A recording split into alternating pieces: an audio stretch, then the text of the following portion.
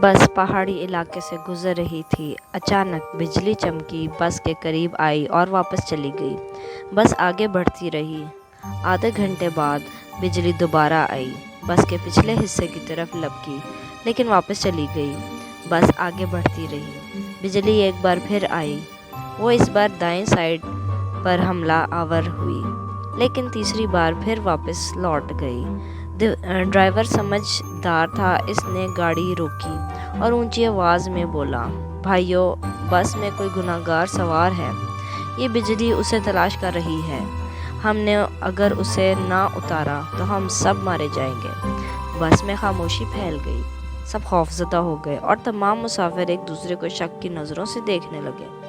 Driver ने मशवरा दिया, सामने पहाड़ के नीचे दरख्त है, हम तमाम एक एक करके उतरते हैं और दरख्त के नीचे खड़े हो जाते हैं। हम में से जो गुनहगार होगा बिजली उस पर ही आकर गिरेगी और बाकी लोग बच जाएंगे। ये तजवीज़ काबिल अमल थी। तमाम मुसाफिरों ने इत्तफाक किया। ड्राइवर सबसे पहले उतरकर दौड़कर उस दरख्त के नीचे खड़ा हो गया। बिजली आसमान पर चमकती रही, लेकिन वो ड्राइवर की तरफ नहीं आई। वो बस में वापस चला गया। दूसरा मुसाफिर उतरा और दरख्त के नीचे खड़ा हो गया। बिजली ने इसकी तरफ भी तवज्जो नहीं दी। तीसरा मुसाफिर भी साफ बच गया। यूं मुसाफिर आते रहे, दरख्त के नीचे खड़े होते रहे और वापस जाते रहे, यहाँ तक कि सिर्फ एक मुसाफिर बच गया। ये गंदा मजहूल सा मुसाफिर था। कंडक्टर ने उसे तरस खा कर बस में सवार कर लिया था। मुसाफिरों ने उसे बुरा भला कहना शुरू कर दिया।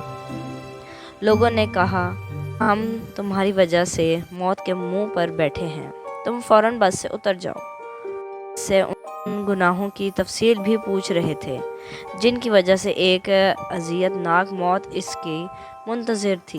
वो मुसाफिर उतरने के लिए तैयार नहीं था, लेकिन लोग उसे हर कीमत पर बस से उतारना चाहते थे।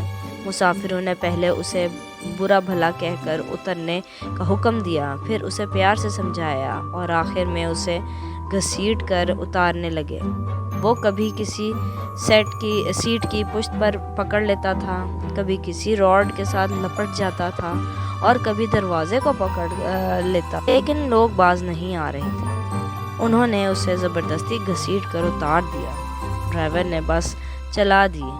बस जो ही गुनाहगार चंद मीटर आगे गई, धाड़ की आवाज़ आई, बिजली बस पर गिरी और तमाम मुसाफिर चंद लम्हों में जलकर भस्म हो गए। वो गुनाहगार मुसाफिर 2 घंटों से मुसाफिरों की जान बचा रहा था। इस पूरी कहानी का मकसद यही है कि अक्सर ऐसा होता है कि हम किसी चीज़ का कसूरवार गर्दान रहे होते हैं, जबकि हो सकता है इस सब के कसूरवार हम खुद हों, और दूसरी तरफ हम किसी और की वजह से परेशानी और मुसीबतों से बचते आ रहे होते हैं जिसका हमें इल्म भी नहीं होता। मज़ीद ऐसी वीडियोस और ऐसी कहानियों को देखने के लिए हमारे चैनल को सब्सक्राइब कीजिएगा।